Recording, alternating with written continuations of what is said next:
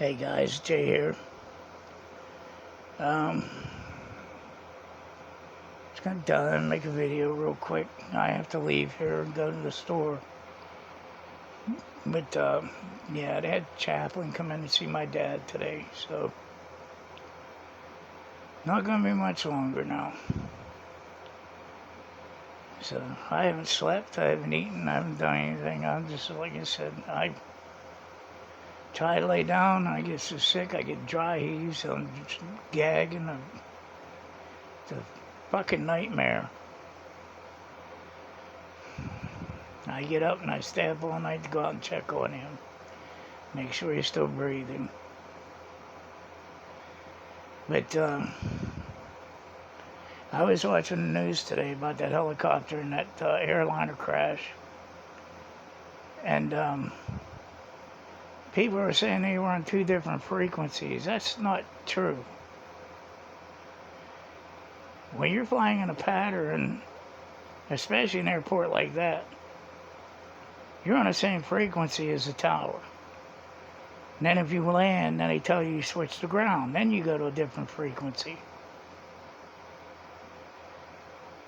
I believe what happened here was the person working the tower, they said there were supposed to be two people, but only one was there. That helicopter was only supposed to be between 150, 200 feet above the ground. That way the airliners come in over top of them, and that's it.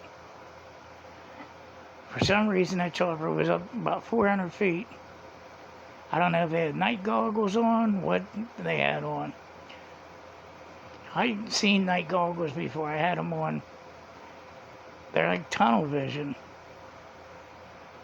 That's why the military trains in them, because it's like, kind of like wearing binoculars on your face.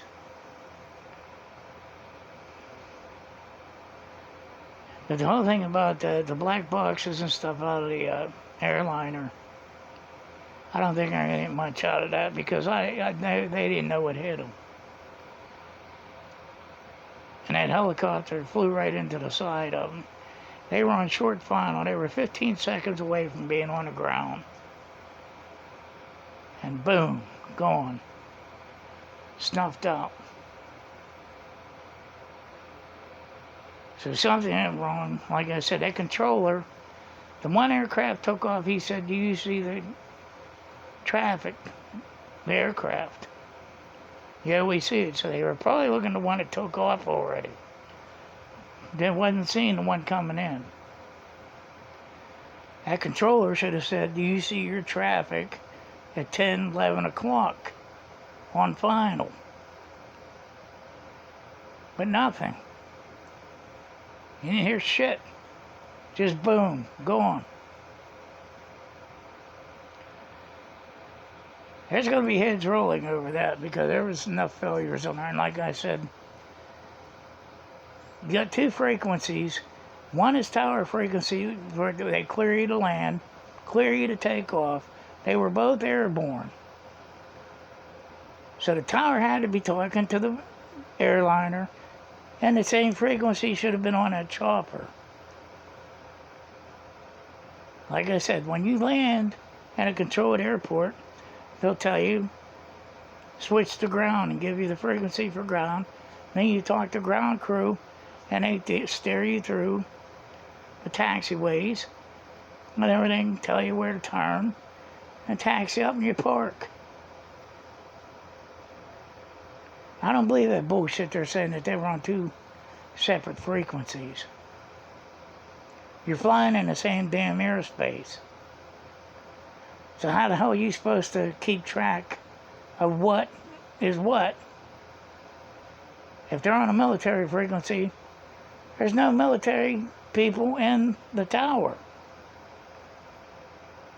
The people in the tower is the one in control of that airport. And like I said, when you land, they tell you to switch to ground, which is another frequency. Once you're on the ground, throw your reverse thrusters on, get slowed down, you call ground.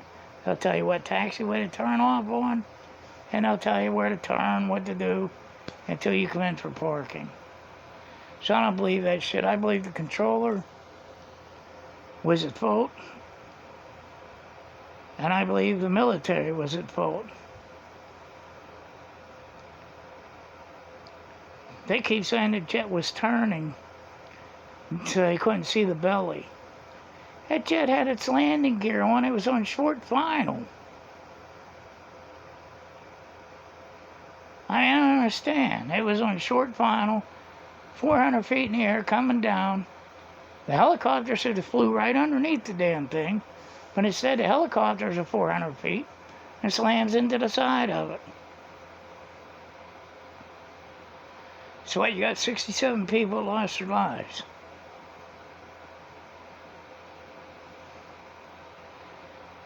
I know it was an accident, but the airline pilots are not at fault. They followed their instructions. They were cleared to land. So they had the right of way.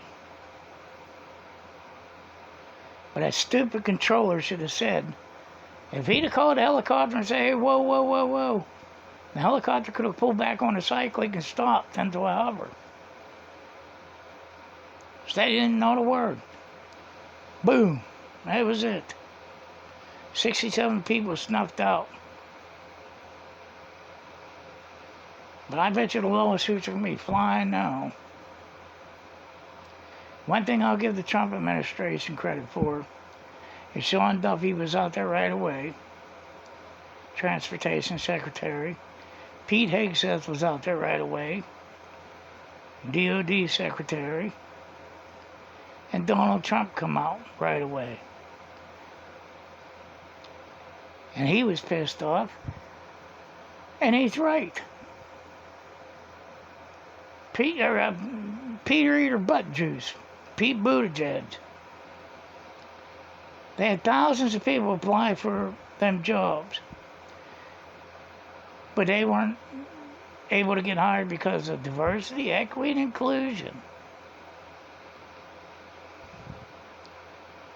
You don't piss around with people's lives like that. You kill a lot of people one time. Just because you got to hire a transgender or a gay person, black person, that's not qualified to do the damn job. That's a goofball saying roads are racist. Fucking bunch of fools. I'm glad they're gone. It's a shame that had happened on Trump's watch.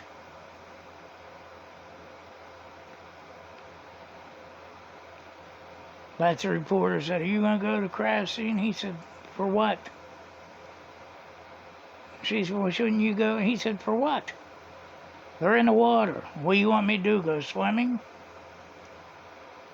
And people found that to be a little bit heartless, but he's right. He goes there, all he's going to do is cram things up. Can have security over the place. I mean, you can tell he's pissed off about it.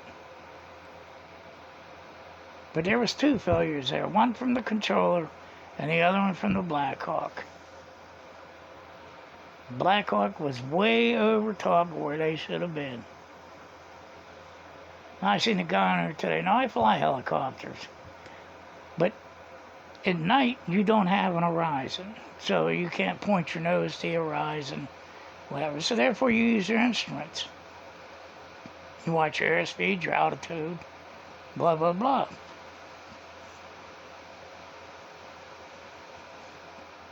If you see you're on a rate of climb, you don't. You push the nose over. Go back down and lose the altitude. But this guy says, sometimes when you look up, you pull back on the cyclic, not knowingly. Well, why the hell would you look up in the dark? There's nothing to look at.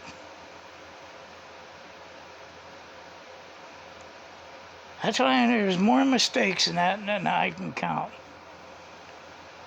But Melody asked me about it and asked me my opinion on it. Doesn't matter, it's my opinion. But you still got 67 people gone. and family members who lost their loved ones. So I pray for the families and everything. That's just my opinion. That helicopter was way out of its league being up that high. Like I said, you see the landing light on the plane coming in. In 15 seconds, they'd have been touching down. Instead, they went into the Potomac. So, as far as I'm concerned, the helicopter pilot and the controller is at fault. And I don't want to hear that bullshit. Well, they're on different frequencies. They can't be on different frequencies because they have to know what the controller is saying to other aircraft so they can avoid collision. That's what I don't understand. I'll tell you what happened to me when I got Allegheny County Airport in Pennsylvania. Controller cleared me to take off. So I started rolling out, pull up, and he cleared a Learjet to come in on the opposite end of the runway. I'm like, what the hell is this idiot doing? So I'm climbing, I look at this Learjet. It was like 100 yards away from me, coming right at me. I was in a single-engine plane, climbing out at 65 knots. That thing's going about 150 knots. So I flipped to the right, and I yanked it to the right to get out of the way.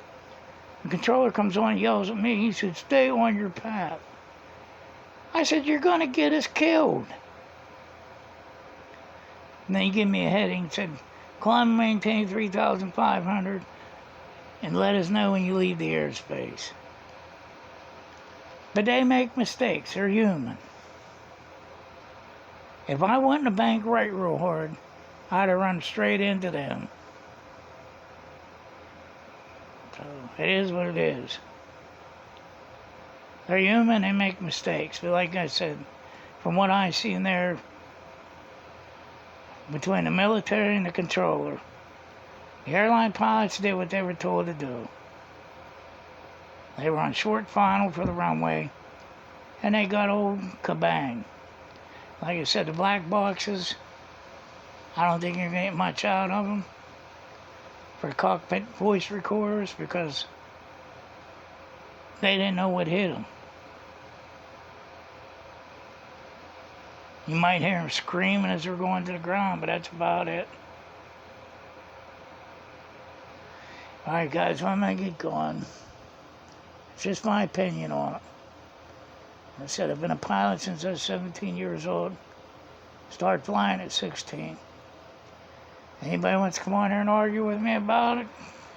Have at it.